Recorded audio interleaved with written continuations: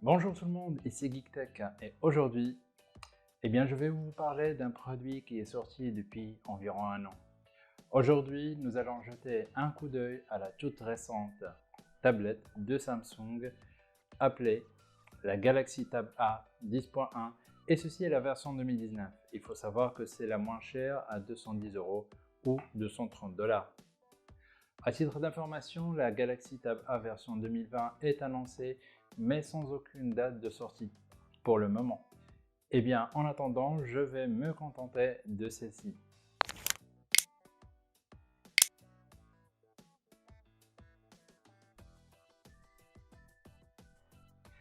On commence alors par le déballage.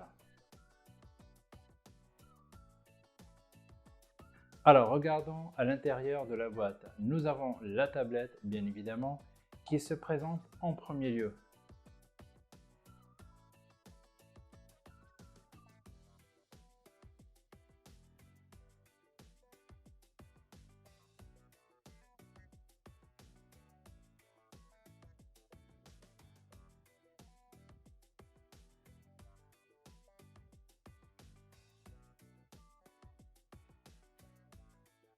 Nous avons une prise d'alimentation, le câble USB type C, ce qui est bien et mieux que le micro USB.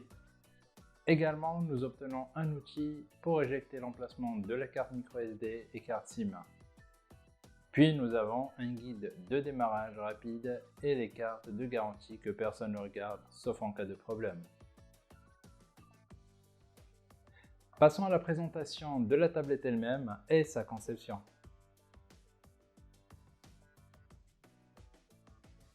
La Galaxy Tab A dispose d'un écran de 10,1 pouces et il semble être un écran TFT Capacitive Touchscreen avec une résolution Full HD de 1920 par 1200 pixels. Évidemment, votre tablette aura le pixel le plus élevé, mais je pense toujours que un Full HD sur 10 pouces est tout à fait bien. Il est entièrement laminé et c'est la différence aux précédentes tablettes. Et c'est quelque chose que nous voyons avec un iPad, un standard par exemple. Ok, donc j'aime ce que je vois jusqu'à présent et il est très similaire à l'iPad Air, même si je connais des fans d'Apple qui n'aimeraient pas m'entendre dire cela. Le dos est en fait tout en métal et c'est la version argentée. Vous pouvez également obtenir en couleur noire et dorée. Dans le coin, vous avez votre caméra arrière de 8 mégapixels et vous avez vos deux haut-parleurs sur le bas avec le port de charge USB-C. Sur le côté droit, vous avez le volume et le bouton d'alimentation, la fente pour la carte microSD et carte SIM. Devant, on a la caméra de 5 mégapixels et en haut, vous avez la prise jack pour casque et microphone. Le précédent modèle était entièrement en plastique, mais maintenant nous avons un beau corps métallique ici, qui est vraiment en métal et on sent un peu plus le haut de gamme, parce que c'est un corps principalement métallique qui est certainement agréable à voir à 7,5 mm d'épaisseur et la tablette pèse environ 460 grammes, ce qui n'est pas trop pour une tablette de 10,1 pouces. Jetons un coup d'œil à l'intérieur de la tablette.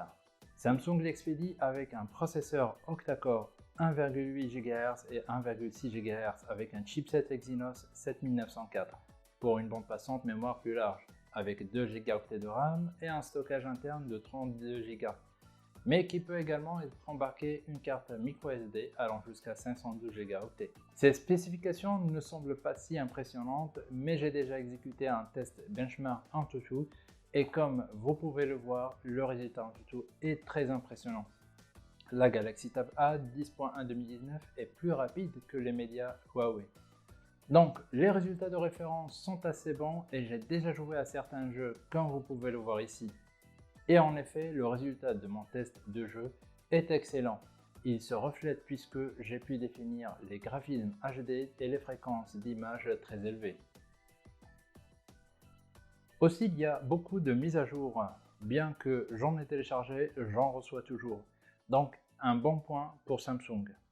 Par rapport à la précédente tablette, les boutons ici en bas ont changé, il n'y a plus de boutons que vous pouvez contrôler, donc l'utilisation est uniquement par l'écran tactile est désormais disponible. Cela signifie également qu'il n'y a pas d'empreinte digitale ou même le Face ID. Vous pouvez seulement le déverrouiller avec un mot de passe, un code PIN ou un schéma. Niveau stockage, il utilise actuellement 8,6 Go pour le système, ce qui n'est pas trop mal, et ce qui vous laisse encore 23 Go. Reste également l'emplacement pour les 512 Go maximum. Alors, niveau caméra, la caméra ici est en fait assez décente pour une tablette. Évidemment, ça ne va pas être aussi bon que votre téléphone portable. Mais vous pouvez réellement voir pas mal de détails sur les photos de l'application Appareil Photo, que vous pouvez utiliser comme le Panorama Pro, photo et bien sûr vidéo. Et voici quelques échantillons de quelques photos qui étaient prises avec cette tablette.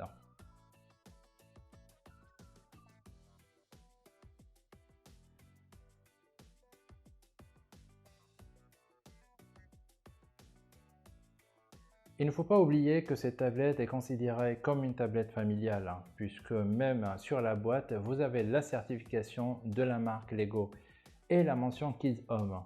D'ailleurs, vous avez une interface espace enfant dédiée pour les enfants afin de pouvoir leur laisser la tablette pour l'utiliser en toute sécurité. Donc, les performances devraient être totalement correctes pour les tâches standards. C'est ce que le benchmark montre. Et c'est un matériel assez bon pour l'utilisation générale, pour la navigation web, pour regarder certaines vidéos YouTube, Netflix ou ainsi de suite.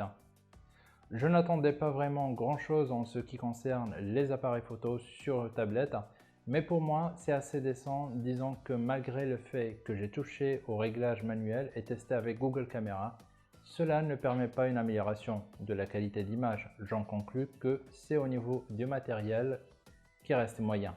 Je ne pense pas pouvoir l'utiliser pour prendre des photos, mais je pense que les enfants ne vont pas avoir de problème pour le faire.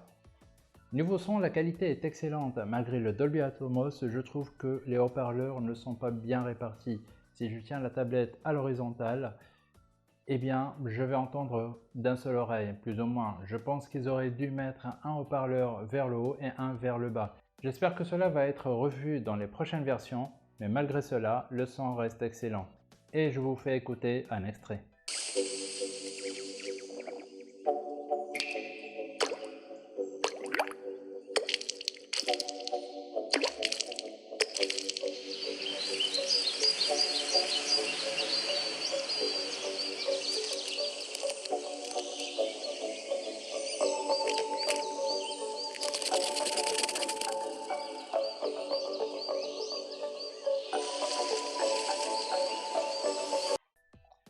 Pour finir, la Tab A 10.1 est équipée d'une batterie de 6150 mAh, soit 1150 mAh de moins que celle de ses prédécesseurs. Du coup, il a une durée de vie de la batterie décente, mais nous nous attendions à mieux compte tenu des performances de ses prédécesseurs dans notre test de durée de vie de la batterie.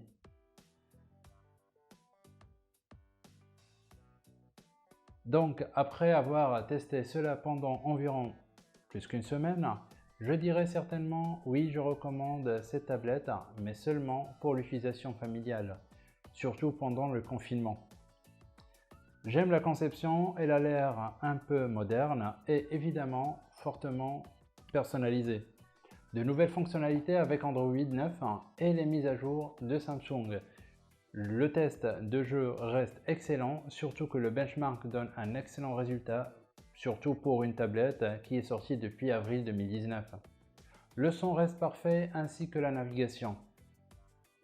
Point négatif, comme on a dit, le son n'est pas bien réparti malgré la bonne qualité, ainsi que la caméra embarquée qui ne sont pas à la qualité dont je m'attendais.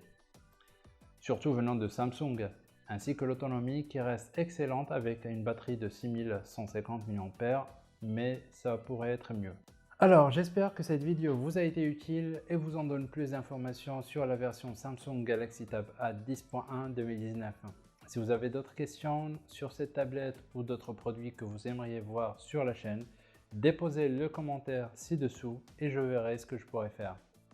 Et si vous appréciez le contenu de la chaîne, n'oubliez pas de vous abonner pour être au courant pour la prochaine vidéo. Il me reste que de vous remercier d'avoir regardé et je vous dis rendez-vous pour la prochaine vidéo. D'ici là, portez-vous bien. Ciao.